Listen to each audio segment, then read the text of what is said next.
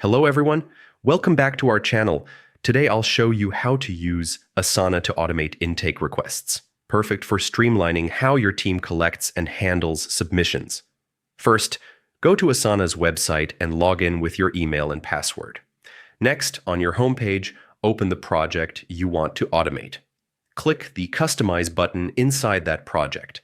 Then select Forms and click Add to create a new form. Now name your form and start adding questions that match your intake process, like deadlines, attachments, or task details.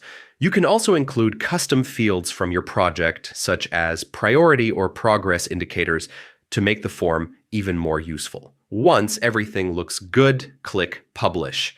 Finally, copy the form link and share it with your team or collaborators.